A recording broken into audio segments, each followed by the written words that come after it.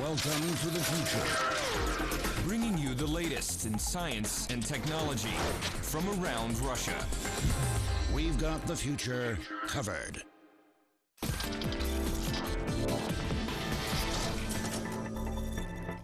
Hi, welcome back to the Kaiser Report. Time now to turn to economist John Matonis. He's a former CEO of Hushmail. He's a former chief forex trader at Visa. He's also a blogger at Monetary Future.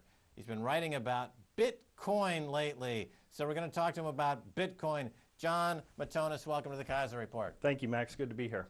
All right, so what is Bitcoin? Well, to start off on initially how I got interested in this, I'd like to just take a step back and say that as a society, I think that I believe that we can do better than centralized monetary planning and debasing the currency, as the central banksters have been doing. Okay, that's a recurring theme on this show. Exactly. This is why we really want to dig into this Bitcoin story. It's getting a lot of press lately, so take us through what's going on here. Okay, at the very basic level, Bitcoin is a peer-to-peer distributed electronic currency. When you say P2P or peer-to-peer, I think of music file swapping, and there's computers and they have music on the computers, and the computers are able to swap files of music P2P in this way, and made famous from Napster. You know, Napster became very famous. And BitTorrents. And BitTorrents. BitTorrents for movies. Okay, so now this is being applied to currencies, right? Now it's being applied to currencies. So you can think of it as BitTorrents for movies applied to currencies.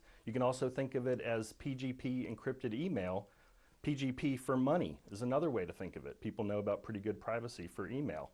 Right, PGP is an encryption technology that's readily available. Readily available now. It wasn't at first, but now you can have end-to-end secure email. All right, so take us through a transaction. So a normal transaction using Bitcoin on the web. So how would I, as a consumer, how do I interact with it? Well, as a consumer, you would initially download the Bitcoin client, and you would do that from BitCoin.org. It's open source software, and the currency is not centrally managed. It's not centrally issued, and the transactions aren't centrally verified. All of those tasks are performed by the collective nodes of the network. So it's almost like a headless mob where there is no central direction.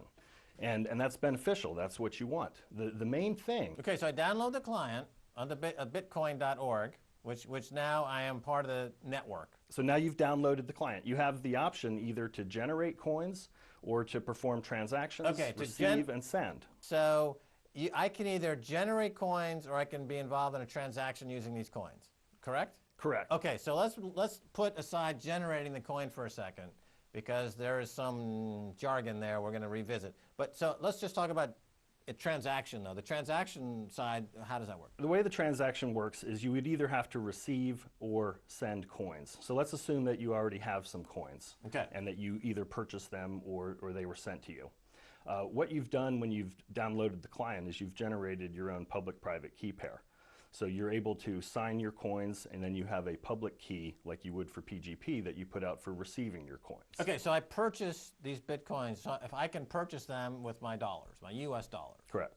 So, and presumably there's some kind of exchange rate. The exchange rate currently is around $6 or $7 US for one Bitcoin. And that's floating, I would imagine. It's 24 hours a day. It's floating rate. Right, so it's a floating rate depending on variable. Supply and demand. Just like any forex, just like any currency, it's floating on the exchange based on supply and demand. Exactly, exactly. I mean, overall though, I do think the exchangers are one of the weakest links in the chain, just because that's where the rubber meets the road in terms of converting these so-called math puzzles into actual national political currencies. Okay, so that you're saying the exchange mechanism is not as robust as it could be because of the puzzles that go into creating the exchange rate mechanism. Well, I mean, the math puzzle is just it's just a slang term that I use for the digital token. You have to remember, it's a digital bearer token that I'm sending you. So it's like if I were to scrunch up a casino chip or a $100 bill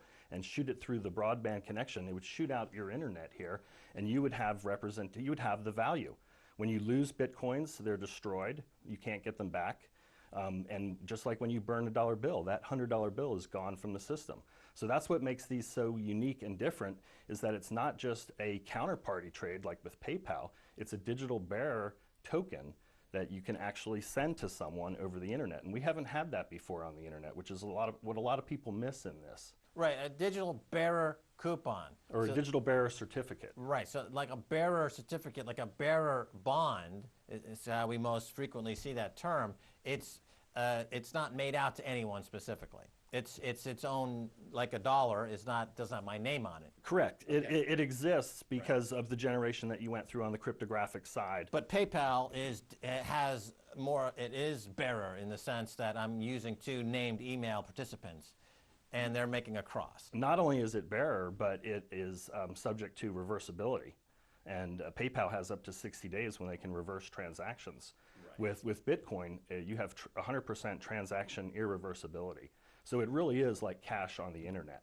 Okay, so it's anonymous in the way that dollars should be. However, since the non-digital economy is becoming more dominated by electronic payment systems that are tied to databases and being identified constantly, in fact, those transactions are not really as anonymous as people think or would hope that they would be. Whereas a Bitcoin electronic transaction, peer-to-peer, bearer note, decentralized is in fact anonymous. Absolutely. It has the potential to be anonymous. Now it's all how you structure it. It's not 100% anonymous for the people who don't know how to use it and structure it right, because you can always look at the blockchain and the transactions that have happened.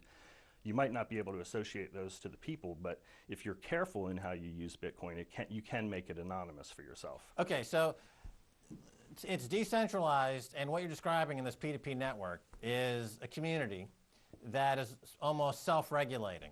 And it's in their interest to make sure that every piece of the transaction is running smoothly. Similar, I guess you could say, to what we see in the open source movement with software projects like Linux, where the community is contributing code to the Linux operating system in their own self-interest.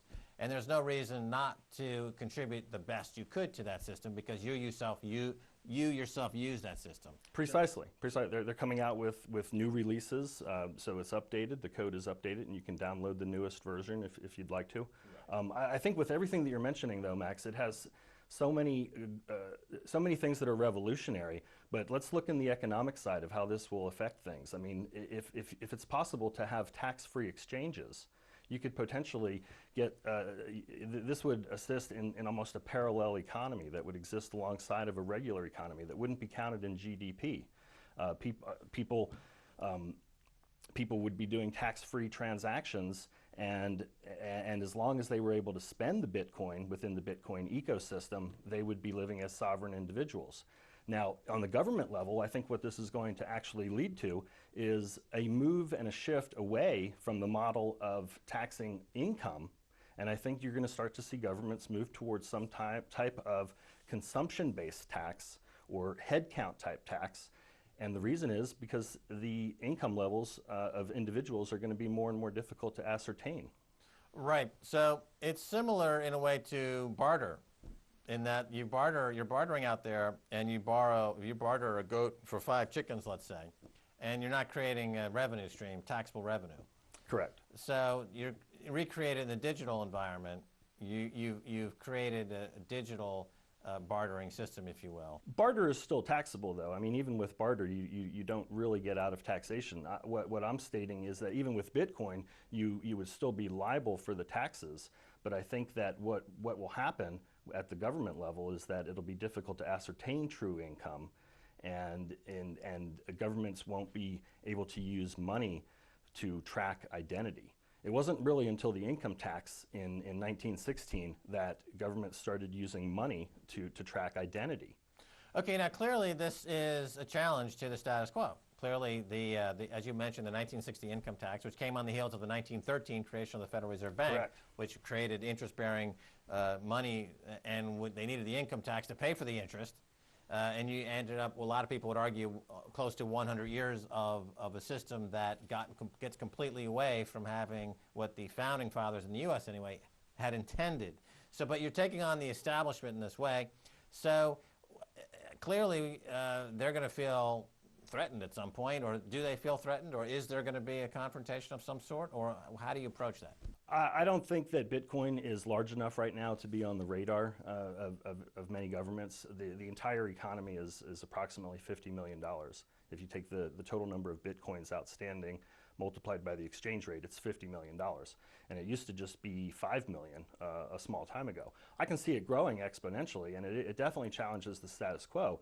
But I also think that they're in a quandary, because if they were to prosecute it, or if they were to prohibit it, they would actually be lending legitimacy to it, because it's an intangible math puzzle. So I brought a little prop along Okay, you're with getting me. back to the puzzles now. Well, There's just use three that things word we've because- talked about, and we've got then two things we have yet to fully explain: the puzzles and the coin creation. I don't even think we're going to have time to get into the coin creation bit. We're going to have to look at that yourself at BitCoin.org to fill in on that bit. But the puzzles, we're going to conquer the puzzles here. Tell me what you got for the puzzles. Well, actually, the prop is not for the puzzles. I use the term puzzle because I'm trying to get away from the cryptography discussion that's involved in creating the coins. The prop that I brought, though, is a normal USB thumb drive that you can put things on. Now, I can have $100,000 worth of Bitcoin on here. And I'm talking about challenging what you mentioned about how Bitcoin can challenge the status quo. I can cross the border with this, going into France, or going into Switzerland, or going into any country, and have it in my pocket, and without having to declare anything. And there's currently nothing illegal about that, because you have $100,000 worth of Bitcoin, but no governments recognize the value of Bitcoin. It's still just math, is what I'm saying. Okay, so let me ask you this: is there a single point of failure? In other words, can I knock this out somehow if I were a government somewhere? Because if it's on the internet and it's part of the network, and the network, as we know, there is no single point of failure, then is it indestructible? I believe that it is, and there are certain weaknesses, but I will tell you this: if BitTorrents were destructible, wouldn't the copyright regimes already have shut those down? I believe digital cash will do to legal tender what BitTorrents did to copyrights.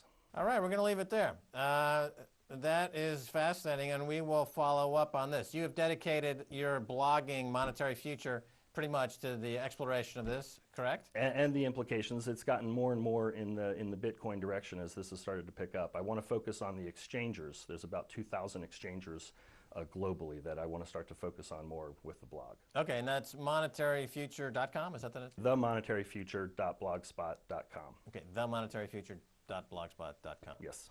All right, John Matonis, thanks so much for being on the Kaiser Report. Thank you, Max. And that's going to do it for this edition of the Kaiser Report with me, Max Kaiser, and Stacey Herbert. And I want to thank my guest, John Matonis from themonetaryfuture.blogspot.com. If you want to send me an email, please do so at kaiserreport@rttv.ru. Until next time, this is Max Kaiser saying bye, y'all.